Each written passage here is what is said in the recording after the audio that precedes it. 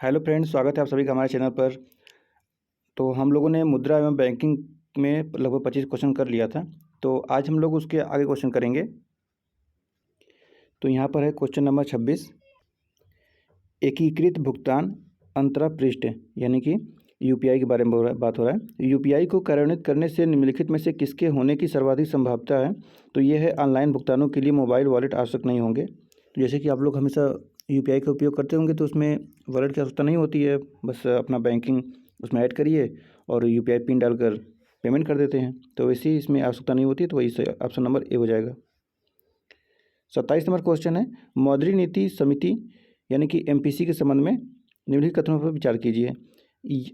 पहला कथन है, यह आरबीआई की मानक यानी बेंचमार्क ब्याज दरों का निर्धारण करती है। दूसरा है, यह एक सदस्यिक निकाय है जिसमें आरबीआई का गवर्नर शामिल है तथा प्रत्येक वर्ष इसका पुनर्गठन किया जाता है। तीसरा है, यह केंद्रीय वित्त मंत्री की अध्यक्षता में कार्य करती है। देखिए, केंद्रीय वित्त मंत्री नहीं बल्कि ये गवर्नर होते हैं। तो देखिए ऑप्शन ए सही है, ओनली एक सही है, यानी कि 27 का क्वेश्चन नंबर ए यानी कि एक सही है। आरबीआई की मानक बेंचमार्क दरों का निर्धारण करती है। अगला क्वेश्चन है 28 नंबर, मुद्रा की दशमलव प्रणाली के साथ प्रचलित नया पैसा कब पैसा हो गया? तो यह है 1 जून 1964, ऑप्शन नंबर सी 1 जून 1964 से हुआ है। क्वेश्चन नंबर 29 है 29, भारत में दार्शनिक मुद्रा प्रणाली शुरू की गई। तो ये शुरू की गई थी ऑप्शन नंबर सी वर्ष 1957 में। 29 का ऑप्शन नंबर सी होगा 1957 में। कभी कभी समाचारों में आने वाले बिटकॉइंस के संदर्भ में निम्नलिखित कथनों में से कौन सा सही है? क्वेश्चन नंबर 30 है बिटकॉइंस के बारे में। कथन एक है, बिटकॉइंस की खोज खबर देशों के केंद्रीय बैंकों द्वारा रखी जाती है। बिटकॉइंस के पते वाला कोई भी व्यक्ति बिटकॉइन के पते वाले किसी अन्य व्यक्ति को बिटकॉइंस भेज सकता है या उससे प्राप्त कर सकता है। तो देखिए ये दूसरा सही है। पहला जो कि ये देशों के केंद्रीय बैंक द्वारा रखी जाती है, ये गलत है। तीसरा ऑप्शन है, ऑनलाइन अदायगी दोनों तरफ में से किसी भी तरफ की पहचान जाने बिना की जा सकती है। तो ये भी सही है। तो ऑप्शन नंबर बी हो जाएगा, 30 का ऑप्शन नंबर बी। देखिए IAS 2016 में पूछा भी गया है। आगे बढ़ते हैं क्वेश्चन नंबर 31, निम्न पर विचार कीजिए। क्षेत्रीय ग्रामीण बैंक, अग्रणी बैंक, नाबार्ड, भारतीय स्टेट बैंक। तो इसमें बताना है कि इन बैंकों के स्थापित होने की ऐतिहासिक क्रम क्या है। तो देखिए, तो यहाँ पर अगर हम लोग देखेंगे तो यहाँ पे भारतीय स्टेट बैंक सबसे पहले हुआ था, तो ये 1955 में हो गया था। और उसके बाद क्षेत्रीय ग्रामीण बैंक हुआ था 1975 में, और अग्रणी बैंक हुआ था 1969 में, नाबार्ड हुआ था 1982 में। तो इस प्रकार पहले हम लोग कर लेंगे इसको 4 नंबर यानी कि भारतीय स्टेट बैंक, और उसके बाद आ जाएगा 2 नंबर यानी अग्रणी योजना बैंक, और फिर आ जाएगा फिर 1 नंबर क्षेत्रीय ग्रामीण बैंक, और फिर लास्ट में नाबार्ड 3 नंबर। तो ऑप्शन देखिए ऑप्शन बी सही है। तो यहाँ पर भी लिखा है भारतीय स्टेट बैंक 1955 में, अग्रणी बैंक 1969 में, क्षेत्रीय ग्रामीण बैंक 1975 में और नाबार्ड 1982 में। आगे बढ़ते हैं। 32 नंबर क्वेश्चन है, निम्नलिखित पर विचार कीजिए। जनता के पास मुद्रा, बैंकों के पास जमा, मांग जमा डिमांड डिपॉजिटरी, और तीसरा है बैंकों के पास जमा, बैंकों के पास समय जमा यानी टाइम डिपॉजिट। तो इसमें ऑप्शन डी हो जाएगा, तीनों सही है। तो 32 का डी। 33 नंबर क्वेश्चन है, भारत में निम्नलिखित में से किसके योग से सुलभ मुद्रा बनती है? तो जनता के पास करेंसी से, सही बात है। बैंकों की मांग जमा राशि, ये सही है। बैंकों में सावधिक जमा राशि, ये भी सही है। भारतीय रिजर्व बैंक में अन्य जमा राशि, ये भी सही है, यानी सभी सही हैं। तो ऑप्शन नंबर हो जाएंगे सी, 1 2 3 4 चारों सही हैं। 34 नंबर पे आते हैं, निम्नलिखित तरल परिसंपत्तियों पर विचार कीजिए। बैंकों के पास जमा मांग, बैंकों के पास सावधिक जमा, बैंकों के पास समय जमा, बैंकों के पास करेंसी। तो देखिए ये हो जाएंगे आपके करेंसी हो जाएंगे, फिर बैंकों के पास मांग जमा हो जाएगा, फिर बैंकों के पास बचत जमा हो जाएगा, बैंकों के पास सावधिक जमा हो जाएगा। ऑप्शन नंबर डी हो जाएगा, 4 1 3 2, 4 1 3 2, 34 का option number D. Next question देखते हैं 35 नंबर, किसी अर्थव्यवस्था में मुद्रा गुणक यानी कि मनी मल्टीप्लायर निम्नलिखित में से किस एक के साथ साथ बढ़ता है? तो यह बढ़ता है जनता की बैंकिंग आदतों में से वृद्धि से। देखिए ये IAS 2019 में, IAS 2021 दोनों में पूछा हुआ है। अगला क्वेश्चन है, भारत में मुद्रा गुणक को परिभाषित किया जाता है। तो यह किया जाता है बृहत मुद्रा अपान आरक्षित मुद्रा, यानी कि ऑप्शन नंबर बी। 36 का ऑप्शन नंबर बी होगा। 37 नंबर है, विदेशी मुद्रा जिसमें त्वरित प्रवास की प्रवृत्ति होती है कहलाती है। तो यह कहलाती है गर्म मुद्रा। क्वेश्चन नंबर 38, भारतीय रिजर्व बैंक को करेंसी नोट छापने का अधिकार प्राप्त है। तो यह है 10,000 तक का। तो देखिए इस समय करेंसी में है 10 रुपये का, 20 रुपये का, 500 रुपये का, 1000, 100 रुपये का, 500 का, 2000 का नोट। इसमें 2000 का बंद हो गया है। अब है 39 number question. Reserve bank of India के नोट निर्गमन विभाग को न्यूनतम कितने मूल्य का स्वर्ण अपने स्टॉक को हमेशा रखना चाहिए? तो ये रखना चाहिए 115 करोड़ रुपए का। तो 85 करोड़ क्या रखना चाहिए? तो 85 करोड़ का उसमें रखेगा, विदेशी प्रतिभूति रखेगा और 115 रुपये का स्वर्ण। आगे बढ़ते हैं। Question number 40। भारत में मुद्रा संबंधी नोटों की निर्गमन आधारित है। ऑप्शन नंबर ए अनुपातिक कोष प्रणाली, ऑप्शन नंबर बी न्यूनतम कोष प्रणाली, ऑप्शन नंबर सी हो जाएगा स्थिर विनिमय दर प्रणाली, ऑप्शन नंबर डी हो जाएगा पूर्ण परिवर्तनशीलता प्रणाली। तो इसमें हो जाएगा ऑप्शन बी, यानी कि 40 का ऑप्शन बी न्यूनतम कोष प्रणाली। 41 नंबर क्वेश्चन देखते हैं। भारत में सिक्के जारी करने के लिए कौन अधिकृत है? तो यह है वित्त मंत्रालय, option number B. Question number 42 है। भारतवर्ष में सिक्कों की ढलाई होती है, तो यह होती है मुंबई, कोलकाता तथा Hyderabad, option number D. Question number 42 का ऑप्शन नंबर डी होगा। क्वेश्चन नंबर 43 है। निम्नलिखित में से कौन सा एक कथन वैध मुद्रा यानी लीगल टेंडर के मनी के अर्थ को सही वर्णित करता है? तो यहाँ पे ऑप्शन ए होगा, न्यायालय में विधिक मामलों के लिए फीस के चुकाने में जो मुद्रा दी जाती है, तो गलत है। ऑप्शन नंबर बी है, वह मुद्रा जो कोई मुद्रादाता अपने दाव के निपटाने में स्वीकार करने के लिए बाध्य होता है, तो यही सही है। 43 का क्वेश्चन नंबर बी हो जाएगा, ऑप्शन नंबर बी हो जाएगा। 44 आता है। भारत में कागजी मुद्रा का प्रथम बार कब शुरू की गई थी? प्रथम बार कब शुरू की गई? तो ये किया गया था 1882, ऑप्शन नंबर ए 1882 में। क्वेश्चन नंबर 45 है। अंतर्राष्ट्रीय नकदी यानी लिक्विडिटी की समस्या निम्नलिखित में से किसकी अनुपलब्धता से संबंधित है? तो ऑप्शन नंबर सी है, डॉलर और अन्य दुर्लभ मुद्राएं, हार्ड करेंसी से। क्वेश्चन नंबर 46 है। काली मुद्रा क्या है? तो यह होता है, यह अवैध आय है जिस पर आय कर नहीं दिया जाता है, मतलब इनकम टैक्स जिस पर नहीं भरा जाता है उस पर वही होता है ब्लैक मनी। तो ऑप्शन नंबर डी हो जाएगा। 47 है। भारत में काले धन के सृजन के निम्नलिखित प्रभाव में से कौन सा भारत सरकार की चिंता का प्रमुख कारण है? तो ये हो जाएगा ऑप्शन नंबर डी, कर अपवंचन के कारण राजकोष में राजस्व की हानि। Question number 48। निम्नलिखित में से कौन सी मुद्रा कृत्रिम समझी जाती हैं? तो ये समझी जाती हैं SDR, option number C. SDR को कहते हैं स्पेशल ड्रामिंग राइट। निम्नलिखित कथनों पर विचार कीजिए। किसी मुद्रा का अंतर्राष्ट्रीय बाजार में मूल्य यानी विश्व बैंक निर्धारित करता है, तो ये गलत है। विश्व संबंधित देश, कथन 2 है, संबंधित देश द्वारा प्रदत्त वस्तुओं सेवाओं की कितनी मांग है से निर्धारित होता है, तो देखिए ये सही है। संबंधित देश की सरकार की स्थिरता से निर्धारित होता है, ये भी सही है। संबंधित देश की आर्थिक सभ्यता से संभाव्यता से निर्धारित होता है, ये गलत है। तो इस प्रकार ऑप्शन हो जाएगा 49 का ऑप्शन नंबर बी, यानी 2 और 3 सही है। क्वेश्चन नंबर 50 है। निम्न देशों में से किस एक की मुद्रा रुपया है? तो यह होती है सेशेल्स। फिर 51 नंबर क्वेश्चन। बांग्लादेश की मुद्रा है, तो यह होता है टका। बहुत कहाँ की मुद्रा है? बहुत, तो तुर्की, थाईलैंड और वियतनाम, ईरान, तो यह होता है बहुत के थाईलैंड का। तो देखिए यहाँ पे बहुत यानी BAST बहुत बोलते हैं इसे। बहुत थाईलैंड की विधिक मुद्रा है, टर्की लीरा तुर्की की, और डोंग वियतनाम की तथा रियाल ईरान की मुद्रा है। चीन की मुद्रा क्या कहलाती है? तो युआन। तो देखिए इसमें चीन की मुद्रा युआन है और आधिकारिक मुद्रा रेनमिबी है, जबकि लीरा वर्तमान में यूरो है। इटली की येन है जापान का, और भारत है रुपया। युआन किस कहाँ का है? तो युआन होता है चीन का। दीन या दिनार, तो ये अभी ने पढ़ा UAE का। तो इसमें मिलाना है मुद्रा को, सूची 1 को सूची 2 से। तो देखिए इसमें है रिंगिट होता है मलेशिया का। बहुत अभी पढ़ा था हम लोगों ने थाईलैंड में। रुपया होता है इंडोनेशिया का, और वान होता है दक्षिण कोरिया का। तो इस प्रकार ऑप्शन बी हो जाएगा 4 3 1 2 सही है, 4 3 1 2। अब यहाँ फिर मिलाना है सूची 1 को सूची 2 से।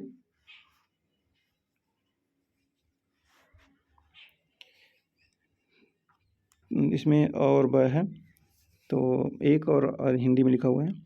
तो देखिए मैक्सिको हो जाएगा पेसो, ऑस्ट्रेलिया हो जाएगा शिलिंग, जापान हो जाएगा येन, सऊदी अरब हो जाएगा रियाल। तो इस प्रकार ऑप्शन बी हो जाएगा ब Mexico peso, Austria schilling, Japan yen, सऊदी अरब रियाल। 58वां क्वेश्चन है। निम्नलिखित में से भारत में विमुद्रीकरण का कौन सा औपचारिक उद्देश्य नहीं था? तो देखिए अर्थव्यवस्था में नकदी की मात्रा को कम करना सही है। संभाव्य के अंकीय तरीकों का अधिक उपयोग, ये भी सही है। कम आधार को बढ़ावा देना, ये सही है। जीडीपी की विकास दर में वृद्धि करना, ये गलत है, यही नहीं था उद्देश्य। क्वेश्चन नंबर 59 है, मुद्रा प्रसार को श्रेष्ठ तरीके से वर्णित किया जा सकता है, तो यह किया जाता है ऊंची कीमतें। 60 नंबर क्वेश्चन है, मुद्रा प्रसार के बारे में जो असत्य है उसे चिन्हित कीजिए। तो मुद्रा प्रसार इंगित करता है वस्तु समूह की कीमतों में वृद्धि बिंदु से बिंदु आधार पर, सही है। भारत में मुद्रा प्रसार की दर की गणना थोक कीमत सूचकांक के आधार पर की जाती है, ये भी सही है। मुद्रा प्रसार के माप के लिए कुछ वस्तुओं की खुदरा कीमतों को भी ध्यान में रखा जाता है, ये गलत है। मुद्रा प्रसार की दर के नीचे जाने का तात्पर्य कीमतों को घटना नहीं है, ये सही है। तो इस प्रकार ऑप्शन सी हो जाएगा, यही गलत है। क्वेश्चन नंबर 61 है, निम्नलिखित में से कौन सा अपने प्रभाव में सर्वाधिक मुद्रास्फीति कारक हो सकता है, तो यह हो सकता है बजट घाटे के वित्तीयन के लिए नई मुद्रा का सृजन करना, ऑप्शन डी, मतलब नया नोट छापना मुद्रास्फीति कारक बन सकता है। ऑप्शन देखिए IS प्री का है, 2021 का क्वेश्चन है। क्वेश्चन नंबर 62 है, कथन और कारण।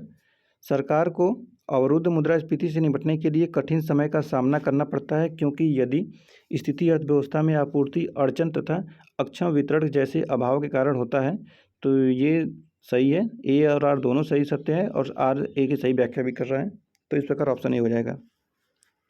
क्वेश्चन नंबर 63 है, भारतीय अर्थव्यवस्था के संदर्भ में मांग प्रेरित मुद्रास्फीति या उसमें वृद्धि निम्नलिखित किन कारणों से होती है, तो ये होता है विस्तारकारी नीतियाँ, सही है। राजकोषीय प्रोत्साहन, ये सही है। मुद्रास्फीति सूचकांक मजदूरी, ये गलत है। उच्च क्रय शक्ति, तो ये भी सही है। बढ़ती ब्याज दर, ये गलत है। ऑप्शन नंबर ए हो जाएगा 1, 2, 4। क्वेश्चन नंबर आते हैं 64 पर, मुद्रास्फीति के कारण, तो ये होता है वस्तुओं का मूल्य बढ़ता है और मुद्रा का मूल्य गिरता है, दोनों सही है, मतलब कि डी हो जाएगा। ए और बी सही है। विनिमय दर में सुधार होता है, ये गलत है। क्वेश्चन नंबर 65 है, निम्न में से किसने भारत में वर्ष 2016 से 2021 के लिए प्लस या माइनस 2% के सहनीय स्तर के साथ 4% मुद्रास्फीति का लक्ष्य निश्चित किया था, तो ये किया था भारत सरकार ने। क्वेश्चन नंबर 66 है, निम्नलिखित में से कौन मुद्रास्फीति की दर गिरने का निहितार्थ है, तो इसमें बताना है कौन सा निहितार्थ है। तो ये कीमतें गिर गई, ये नहीं, कीमतें पहले की तुलना से में अधिक धीमी से बढ़ रही हैं, तो ये सही है। तो ऑप्शन नंबर सी हो जाएगा, केवल 2। क्वेश्चन नंबर 67 है, निम्न में से कौन मुद्रास्फीति से सर्वाधिक लाभ पाता है, तो ये पाता है ऋणी। क्वेश्चन नंबर 68, मुद्रास्फीति अर्थव्यवस्था के निम्नलिखित वर्ग हेतु लाभकारी है, तो ये होता है देनदार। निम्नलिखित कथनों पर विचार कीजिए, और कथन 1 है, मुद्रास्फीति ऋणियों को लाभ पहुंचाती है, सही है, लाभ पहुंचाती है। मुद्रास्फीति बांड धारकों को लाभ पहुंचाती है, बांड धारकों को लाभ कहाँ से मिलेगा, तो ऑप्शन नंबर ए हो जाएगा, केवल 1। क्वेश्चन नंबर 70 है, मुद्रास्फीति की शून्य दर उस वर्ष में अवश्य मानी जाती है जब वर्ष के प्रत्येक सप्ताह में मुद्रास्फीति की वार्षिक दर शून्य रहे, ऑप्शन नंबर ए। 71 का क्वेश्चन है, 71 नंबर क्वेश्चन, भारत में मुद्रास्फीति दर की माप किस आधार पर होती है, तो यह होती है उपभोक्ता मूल्य सूचकांक पर, थोक मूल्य सूचकांक पर, श्रमिकों का जीवन निर्वाह लागत सूचकांक पर, तीनों सही है, ऑप्शन नंबर डी हो जाएगा। क्वेश्चन नंबर 72 है, निम्नलिखित में से कौन सा भारत में मुद्रास्फीति के प्राकलन की सबसे प्रचलित माप है, तो यह होता है थोक मूल्य सूचकांक, option number B. Question number 73 है, भारत में मुद्रास्फीति को मापा जाता है थोक मूल्य सूचकांक के द्वारा, option number A. Question number 74 है, कथन और कारण, भारत में पिछले 3 वर्षों में मुद्रास्फीति की दर में गिरावट आई है, सही है, गिरावट आई है। और ये देखिए 1998 क्वेश्चन है, और क्योंकि इन वर्षों में देश को बड़ी मात्रा में विदेशी पूंजी प्राप्त हुई है, तो देखिए ए सही है, लेकिन परंतु आर गलत है। इस 1998 के क्वेश्चन है, इसलिए उस प्रकार से किया गया है, ऑप्शन नंबर सी हो जाएगा। क्वेश्चन नंबर 75 है, 1991 कैलेंडर के दौरान भारत में मुद्रास्फीति की वार्षिक दर थोक मूल्य सूचकांक के मासिक औसत के आधार पर थी, तो यह है 12.7%। क्वेश्चन नंबर 76 है, निम्नलिखित में से कौन सा एक कथन अपस्फीति का उपयुक्त वर्णन करता है, तो यह कहता है ऑप्शन नंबर सी, यह माल तथा सेवाओं के सामान्य कीमत स्तर में आई सतत गिरावट है। क्वेश्चन नंबर 77, स्फीति दर में होने वाली तीव्र वृद्धि का आरोप कभी कभी आधार प्रभाव यानी कि बेस इफेक्ट पर लगाया जाता है, यह आधार प्रभाव क्या है, तो यह होता है यह विगत वर्ष की कीमतों का स्फीति दर की गणना पर आया प्रभाव है, option number C. Question number 78 है, निम्नलिखित में से किस एक का अपने प्रभाव में सर्वाधिक स्फीतिकारी होने की संभावना है? तो ये होता है ऑप्शन नंबर डी, बजट घाटे के वित्तीयन के लिए नई मुद्रा का सृजन। देखिए दोबारा क्वेश्चन दोहराया है। क्वेश्चन नंबर 79, हाल के वर्षों में भारतीय अर्थव्यवस्था में मुद्रास्फीति की द्विअंकी दर को नियंत्रित करने में निम्नलिखित में से कौन सा सरकारी कदम अपेक्षित रूप से प्रभावी सिद्ध हुआ है? तो ये होता है ऑप्शन नंबर डी, बजट घाटे और अनुत्पादक व्यय को नियंत्रण रखना। क्वेश्चन नंबर 80 है, निम्नलिखित कथनों पर विचार कीजिए। खाद्य वस्तुओं का उपभोक्ता मूल्य सूचकांक यानी सीपीआई में भार उनके थोक मूल्य सूचकांक यानी डब्ल्यूपीआई में दिए गए भार से अधिक है। और कथन 2 है, डब्ल्यूपीआई सेवाओं के मूल्यों में होने वाले परिवर्तनों को नहीं पकड़ता है जैसा कि सीपीआई करता है, ये भी सही है। तीसरा कथन है, भारतीय रिजर्व बैंक ने अब मुद्रास्फीति के मुख्य मान हेतु तथा प्रमुख नीतिगत दरों के निर्धारण और परिवर्तन हेतु डब्ल्यूपीआई को अपना लिया है, तो ये भी सही है। तो ऑप्शन नंबर ए 1 और 2 दोनों सही है। क्वेश्चन नंबर 81, उपभोक्ता मूल्य सूचकांक के संबंध में निम्नलिखित कथनों पर विचार करें तथा नीचे दिए गए कूट से सही उत्तर का चयन कीजिए। कथन 1 है, यह वस्तु एवं सेवाओं के मूल्य परिवर्तन की गणना करता है, एक सही है। इसकी गणना आर्थिक सलाहकार का कार्यालय औद्योगिक नीति एवं प्रोन्नति विभाग द्वारा की जाता है, ये गलत है। भारतीय रिजर्व बैंक द्वारा मौद्रिक नीति बनाते समय इसका प्रयोग मुद्रास्फीति माप हेतु किया जाता है, ये सही है। तो ऑप्शन सी हो जाएगा 1 और 3। भारत में शीर्षक पंक्ति वाली मुद्रास्फीति आधारित होती है, तो ये है उपभोक्ता मूल्य सूचकांक यानी सीपीआई सी पर। आगे आता है 83 नंबर क्वेश्चन, शीर्षक मुद्रास्फीति टोकरी में सभी वस्तुओं के मूल्य परिवर्तन को संदर्भित करती है। शीर्षक मुद्रास्फीति का मापन किस आधार पर किया जाता है? तो यह किया जाता है सामूहिक उपभोक्ता मूल्य सूचकांक, ऑप्शन नंबर सी। 83 का ऑप्शन नंबर सी सही होगा। 84 नंबर क्वेश्चन है, उपभोक्ता कीमत सूचकांक पर आधारित मुद्रास्फीति की दर बढ़ती है यदि तो देखिए इसमें रिवर्स रेपो दर को कम कर दी जाती है, तो ये देखिए ये सही है। रेपो रेट बढ़ा दी जाती है, ये गलत है। बैंक दर कम कर दी जाती है, ये भी सही है। लेकिन ये पूछा है आरएस में यानी कि राजस्थान सरकार पब्लिक सर्विस में, तो इसमें वैधानिक तरलता द्वारा अनुपात बढ़ा दिया जाता है, ये इसमें सही किया गया था ऑप्शन डी को, लेकिन है सही ए और सी को। तो जो मानेगा वो मानेगा, पीसीएस वही आयोग जो मानेगा वही क्वेश्चन सही होता है, लेकिन ए और सी सही होगा इसमें। हम लोग आगे बढ़ते हैं। 85, कोर मुद्रास्फीति को परिभाषित किया जाता है, तो ये किया जाता है खाद्य मुद्रास्फीति तथा ईंधन मुद्रास्फीति दोनों को छोड़कर शीर्षक मुद्रास्फीति से, यानी ऑप्शन नंबर डी सही होगा। क्वेश्चन नंबर 86, निम्नलिखित कीमत सूचकांकों में से केंद्र सरकार के कर्मचारियों की मजदूरी में क्षतिपूर्ति हेतु किसका प्रयोग किया जाता है? तो ये किया जाता है ऑप्शन नंबर बी, औद्योगिक कर्मियों के लिए उपभोक्ता कीमत सूचकांक। 87 नंबर क्वेश्चन है, भारत में कर्मचारियों के महंगाई भत्ते के निर्धारण का आधार है, तो यह किया जाता है उपभोक्ता कीमत सूचकांक, option number B. 88 number question है, निम्नलिखित उपभोक्ता मूल्य सूचकांक पर विचार कीजिए। और कथन 1 है, औद्योगिक श्रमिकों के लिए उपभोक्ता मूल्य सूचकांक। कथन 2 है, कृषि श्रमिकों के लिए उपभोक्ता मूल्य सूचकांक। कथन 3 है, ग्रामीण श्रमिकों के लिए उपभोक्ता मूल्य सूचकांक। और कथन 4 है, शहरी गैर श्रम कर्मचारियों के लिए उपभोक्ता मूल्य सूचकांक। तो उपयुक्त सूचकांकों में से कौन सा केंद्रीय सांख्यिकी गणना संगठन यानी सीएसओ द्वारा संकलित किया जाता है? तो देखिए अब इसका कार्य चेंज कर दिया गया है, इसीलिए इसको यहाँ पे स्टार लगाया गया है। हम लोग इसका एक्सप्लेनेशन से समझते हैं। लिखा है, औद्योगिक श्रमिकों के लिए उपभोक्ता मूल्य सूचकांक यानी सीपीआई आईडब्ल्यू, कृषि श्रमिकों के लिए उपभोक्ता मूल्य सूचकांक सीपीआई एएल तथा ग्रामीण श्रमिकों के लिए उपभोक्ता मूल्य सूचकांक यानी कि सीपीआई आरएल श्रम एवं रोजगार मंत्रालय के अधीन कार्य करने वाले श्रम ब्यूरो द्वारा संकलित किया जाता है।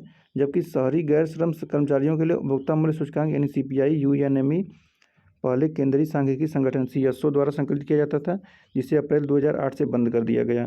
हालांकि उपभोक्ता मूल्य सूचकांक शहरी के लाए जाने के तक अवधि हेतु सीपीआई आईडब्ल्यू से संबंध Akhil Bharatiya Kwid linked CPI यूएनएमई संकलित किया जाता रहा, जिसे जनवरी 2011 से बंद कर दिया गया।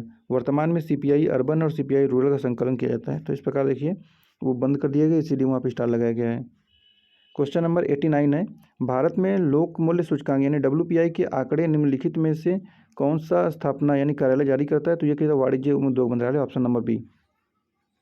क्वेश्चन नंबर 90 है, लोक मूल्य सूचकांक के संदर्भ में निम्नलिखित कथनों पर विचार कीजिए। कथन 1 है, 1993-94 द्वारा बराबर 100 को आधार मानते हुए नई WPI श्रृंखला अप्रैल 1998 से प्रभावी हुई। देखिए ये गलत है। दूसरा है नई WPI श्रृंखला में बुनियादी वस्तुओं का भारित महत्व 10% अंकों तक कम हो गया है, ये सही है। बिजली का भारित महत्व नई WPI श्रृंखला में बढ़ गया है, तो ये भी सही है। ऑप्शन नंबर बी 2 और 3। देखिए ये IS 2002 का है, उस आधार पर पूछा गया है। आप लोग इस समय पढ़ना चाहते हो इस आधार पर पढ़ सकते हैं इसको। क्वेश्चन नंबर 91 है, थोक मूल्य सूचकांक के मापन में निम्न में से किस एक क्षेत्र को सबसे अधिक भार दिया जाता है? तो ये दिया जाता है विनिर्मित उत्पाद। नई WPI श्रृंखला का प्रारंभ हुआ है, तो यह है ऑप्शन नंबर डी 14 सितंबर 2010। 93 नंबर, भारत सरकार ने अखिल भारतीय थोक कीमत सूचकांक के लिए आधार वर्ष 2004-05 से बदलकर किस वर्ष को बनाया है? तो ये बनाया है 2011-12 को, option number B. Question number 94, किस तारीख को नए थोक मूल्य सूचकांक को जिसका आधार वर्ष 2004-05 है जारी किया गया था? तो यह किया गया ऑप्शन नंबर ए 14 सितंबर 2010 को। क्वेश्चन नंबर 95, भारत सरकार द्वारा जारी की गई थोक मूल्य सूचकांक की WPI की नई श्रृंखला है, तो यह ऑप्शन नंबर सी 1993-94 के आधार मूल्यों के संदर्भ में। क्वेश्चन नंबर 96 है, अक्टूबर 2009 में एक निर्णय लिया गया है कि थोक मूल्य सूचकांक का आधार वर्ष 1993-94 से हटाकर कर दिया गया, तो यह किया गया है ऑप्शन नंबर डी है 2004-05 में। देखिए ये 2009 क्वेश्चन है। फिर है, भारत के संदर्भ में निम्नलिखित कथनों पर विचार कीजिए। कथन 1 है, भारत में थोक कीमत सूचकांक केवल मासिक आधार पर उपलब्ध है। और कथन 2 है, औद्योगिक कामगारों के लिए उपभोक्ता कीमत सूचकांक की तुलना में WPI खाद्य वस्तुओं को कम महत्व देती है। तो देखिए इसमें कर ऑप्शन बी है, केवल 2 सही है। ऑप्शन ए में देखिए यहाँ पर केवल का आधार लगा है, मासिक आधार पर उपलब्ध नहीं होता है। क्वेश्चन नंबर 98 है, निम्नलिखित में से कौन औद्योगिक कर्मकारों के लिए उपभोक्ता कीमत सूचकांक यानी consumer price index number for industrial workers निकालता है? तो यह है श्रम ब्यूरो। क्वेश्चन नंबर 99 है, वर्तमान मूल्य सूचकांक प्राइस इंडेक्स आधार वर्ष 1960 लगभग 330 है। इसका अर्थ है कि ऑप्शन नंबर ए 1960 की तुलना में सभी वस्तुओं की कीमत 3.3 गुना, नहीं गलत है। क्वेश्चन ऑप्शन बी है, कुछ निश्चित चुनी हुई वस्तुओं का मूल्य 3.3, ये गलत है। यह है, कुछ निश्चित वस्तुओं के मूल्य का भारित औसत 3.3 बढ़ा दिया गया, तो ऑप्शन नंबर सी सही है।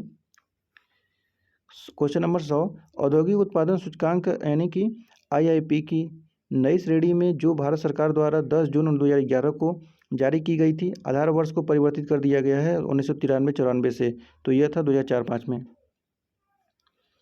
क्वेश्चन नंबर 101, उत्पादक कीमत सूचकांक मापता है, तो यह मापता है उत्पादित वस्तुओं और सेवाओं की कीमत से कीमत की औसत परिवर्तन को, ऑप्शन नंबर ए।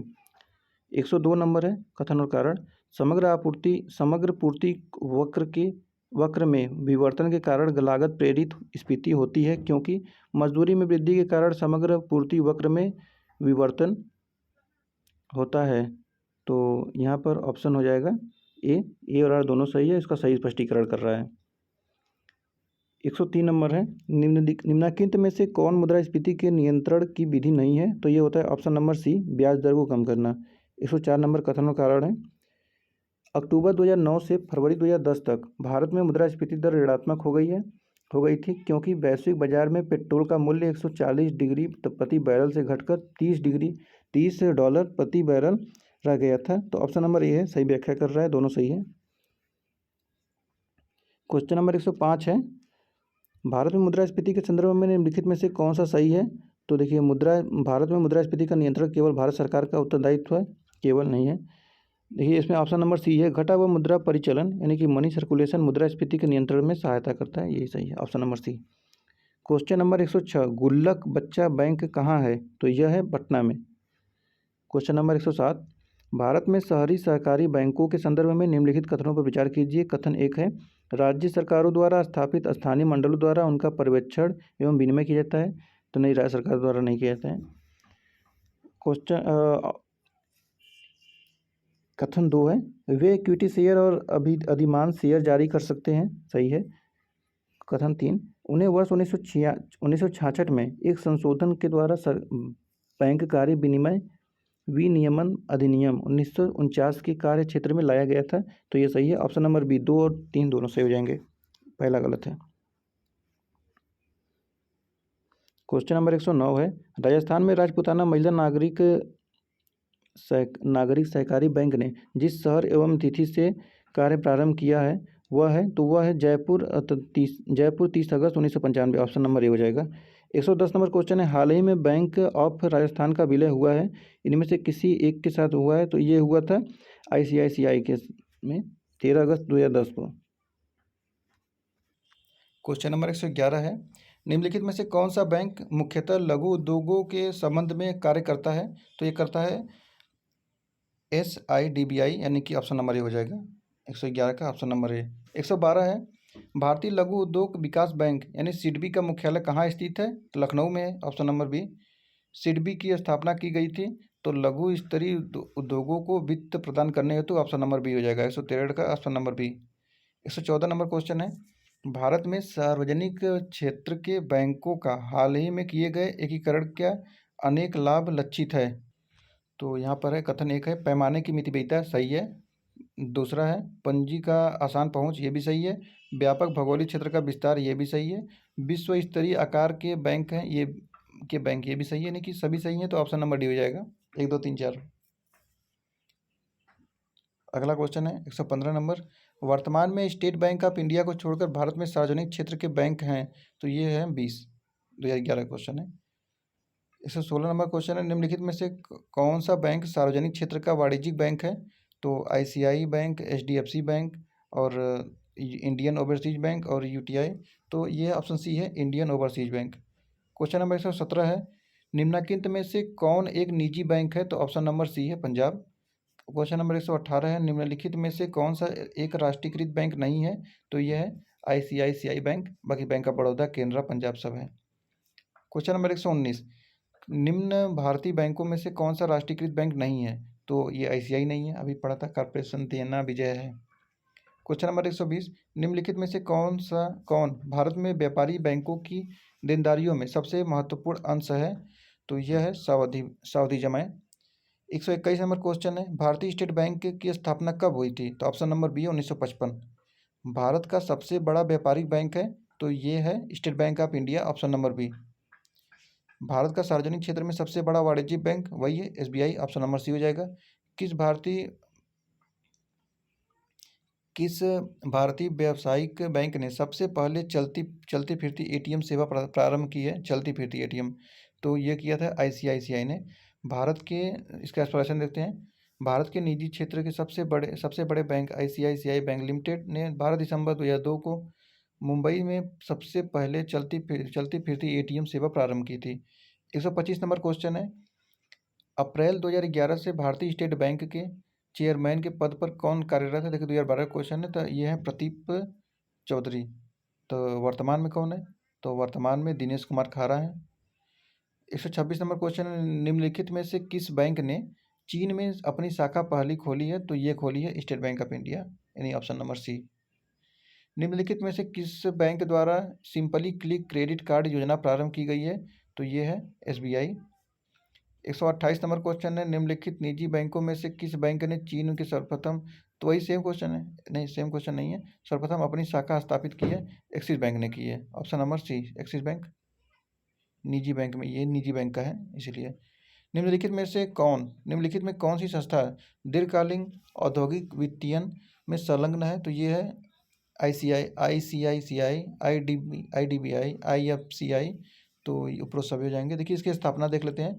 ICICI की स्थापना जनवरी 1955, IDBI की स्थापना जुलाई 1964, IFCI की स्थापना जुलाई 1948। सबसे पुराना IFCI है। और ये तीनों संस्थाएं औद्योगिक क्षेत्र के दीर्घकालीन व मध्यकालीन वित्तीय सहायता उपलब्ध कराई जाती है। क्वेश्चन नंबर 130, इसमें बताना है कौन से विदेशी कैसे प्रकार की है सब। तो इंडियन बैंक सार्वजनिक बैंक है, भारत की सार्वजनिक बैंक है भारत में, यानी कि सरकारी है। इंडियन बैंक का चौथा हो जाएगा। ICICI बैंक है, तो ये है आपकी निजी बैंक है। सिटी बैंक, तो ये विदेशी बैंक है। और सारस्वत बैंक, तो ये है सहकारी बैंक। ऑप्शन नंबर हो जाएगा 4 3 2 1 2, किसमें है? ऑप्शन नंबर डी है, 4 3 1 2। अगला क्वेश्चन है क्वेश्चन नंबर 131, सेवा क्षेत्र उपागम किसके कार्य क्षेत्र के अधीन कार्यान्वित किया गया था? तो ये है अग्रणी बैंक योजना, लीड बैंक स्कीम। अगला क्वेश्चन है 132 नंबर, जिला शाख योजना बनाई जाती है, तो ये है लीड बैंक के अंतर्गत, ऑप्शन नंबर ए। 133 नंबर है, लीड बैंक का कार्य किया जाता है, तो ये है इस कार्य हेतु नामित बैंक द्वारा, ऑप्शन नंबर डी। 134 नंबर है, लीड बैंक योजना का प्रमुख उद्देश्य है कि, तो ये है प्रत्येक बैंक सघन विकास के लिए पृथक पृथक जिलों को अपनाए, ऑप्शन नंबर सी। 135 नंबर है, अग्रणी बैंक योजना का प्रारंभ हुआ था, तो यह है ऑप्शन नंबर सी, दिसंबर 1969 में। 136 नंबर है, इसमें कूट का प्रयोग करके सही उत्तर बताना है। तो भारत में वित्तीय समावेशन को प्रोत्साहित करने की दृष्टि से भुगतान बैंक को यानी पेमेंट बैंक की स्थापना की जा रही है।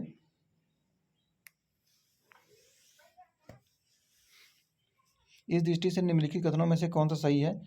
कथन एक है, जिन मोबाइल टेलीफोन कंपनियों और सुपर बाजार श्रृंखलाओं का स्वामित्व एवं नियंत्रण भारतीय बैंक व्यक्तियों के पास है, वे भुगतान बैंकों के प्रवर्तक होने के योग्य हैं। सही है। भुगतान बैंक क्रेडिट कार्ड एवं डेबिट कार्ड दोनों जारी कर सकते हैं, ये गलत है। भुगतान बैंक ऋण देने के कार्यकलाप नहीं कर सकते हैं, तो ये सही है। तो 1 और 3 लिखते हैं। 136 का ऑप्शन नंबर बी, 1 और 3 सही है।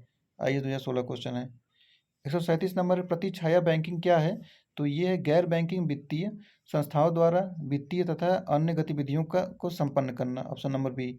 138 नंबर है, भारत में वित्तीय क्षेत्र के सुधारों में शामिल है, तो ये है CRR और SLR को कम करना, बीमा क्षेत्र में निजी कंपनियों का प्रवेश, ब्याज दर का अविनिमय, तो ऑप्शन नंबर डी हो जाएगा, सभी है।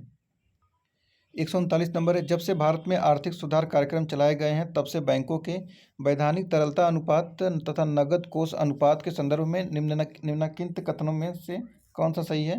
तो ये है दोनों SLR तथा CRR में कमी की गई है, तो ऑप्शन नंबर डी हो जाएगा। 140 नंबर है, सूक्ष्म वित्त माइक्रो फाइनेंस निम्न आय वर्ग के व्यक्तियों के लिए वित्तीय सेवाओं का प्रावधान कराता है। यह सेवाएं उपभोक्ताओं और स्वरोजगार के जुटे व्यक्तियों द्वारा दोनों को प्रदत्त की जाती है। सूक्ष्म वित्त के अंतर्गत जो सेवाएं उपलब्ध की जाती हैं वह हैं, तो वह होती हैं ऋण सुविधाएं, बचत सुविधाएं, बीमा सुविधाएं, निजी अंतरण सुविधाएं, तो ये सभी सही लग रहे हैं, ऑप्शन डी हो जाएगा। 1 2 3 4 देखते हैं। 140 नंबर का ऑप्शन डी सही है। 141 नंबर है, भारत में सार्वजनिक क्षेत्र के बैंकों के संचालन के संबंध में निम्नलिखित कथनों पर विचार कीजिए, ऑप्शन ए है। कथन 1 है, पिछले दशक में भारत सरकार द्वारा सार्वजनिक क्षेत्र के बैंकों में पूंजी के अंतर्वेशन में लगातार वृद्धि हुई है। देखिए लगातार शब्द आया, इसको हटाइए, ये गलत हो जाएगा। दूसरा है, सार्वजनिक क्षेत्र के बैंकों को सुव्यवस्थित करने के लिए मूल भारतीय स्टेट बैंक के साथ उसके सहयोगी बैंकों का विलय किया गया है, तो ये सही है, ऑप्शन नंबर बी केवल 1 हो जाएगा, केवल बी हो जाएगा, मतलब केवल 2। अगला क्वेश्चन है, भारत में किसी वाणिज्यिक बैंक की परिसंपत्ति में निम्नलिखित में से क्या शामिल नहीं है? तो ये है जमा, बाकी अग्रिम, निवेश, मांग तथा अल्प सूचना मुद्रा सब सही है, खाली जमा नहीं है। क्वेश्चन नंबर 143 है, वाणिज्यिक बैंकों द्वारा दिए जाने वाले लोक लुभावन ऋण यानी टीजर लोन क्यों कर आर्थिक चिंता का विषय है? तो लोक लुभावन ऋण यानी टीजर लोन अधोमुख ऋणों सब प्राइम लैंडिंग का ही एक रूप समझे जाते हैं तथा बैंकों को यह जोखिम रहता है कि भविष्य में उनके ऋण चुकता न हो पाएंगे, इसलिए तो ये सही है। देश में लोक लुभावन ऋण मुख्यतः अनुभवहीन उद्यमियों को उत्पादन उस संबंधी अथवा निर्यात इकाइयों स्थापित करने के लिए दिए जाते हैं, ये गलत है, ऑप्शन 1 है, केवल 1 हो जाएगा, ऑप्शन नहीं हो जाएगा। 144 नंबर क्वेश्चन है, कोर बैंकिंग समाधान पद पर कभी समाचारों में देखा जाता है, निम्नलिखित में से कथनों में से कौन से इस पद का सही वर्णन करते हैं? कथन 1 है, यह बैंक की शाखाओं का वह तंत्र है जो उपभोक्ताओं को अपने खातों का संचालन बैंक की किसी भी शाखा से कर सकने की सुविधा देता है, चाहे उन्होंने अपनी खाता कभी खोल भी न रखा हो, इसलिए तो ये सही है।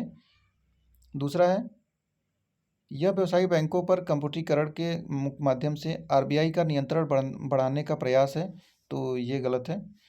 यह एक विस्तृत प्रक्रिया है जिसके द्वारा विशाल अनर्जक नॉन परफॉर्मिंग परिसंपत्ति वाले बैंक का अधिग्रहण दूसरे बैंक द्वारा कर दिया जाता है, ये भी गलत है।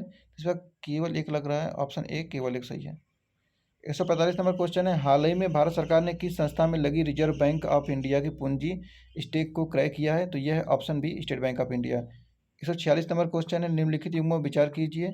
इसमें बताना है कि कौन सा युग में सुमेलित नहीं है। तो इलाहाबाद बैंक कोलकाता सही है, भारतीय लघु औद्योगिक विकास बैंक मुंबई, तो ये गलत है, ओवरसीज बैंक चेन्नई, ये सही है। तो इस प्रकार दूसरा गलत है, केवल 2 हो जाएगा। तो इसमें बताना है कि इलाहाबाद भारतीय लघु यानी कि सिडबी का मुख्यालय लखनऊ में है, न कि मुंबई में।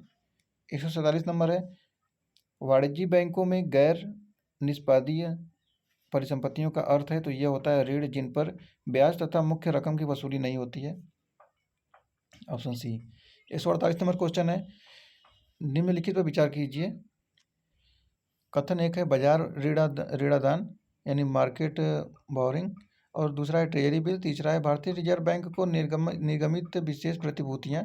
तो ये हो जाएगा 1, 2, 3 तीनों सही है, ऑप्शन डी हो जाएगा। 149 नंबर है, वित्तीय सम्मेलन को प्रोत्साहित किया जा सकता है, तो ये है योग्य लाभार्थियों को विशिष्ट साख पत्र जारी करके। दूसरा है निम्न आय वर्ग के लोगों को शून्य अथवा न्यूनतम अवशेष से बैंकिंग सेवाओं को प्रदान करके। तीसरा है कम आय वाले लोगों को वित्तीय सेवाएं प्रदान करके, यानी ऑप्शन डी हो जाएगा, 3 सभी सही हैं। क्वेश्चन नंबर 150 देखते हैं, निम्न में से कौन सा एक वित्तीय समावेशन की प्रक्रिया की सफलता में बाधक है। तो निम्न आय बैंक शाखाओं के अभाव निरक्षरता, सभी सही है, ऑप्शन नंबर डी हो जाएगा। तो आज के लिए हम लोग इतना ही छोड़ते हैं 150 पर।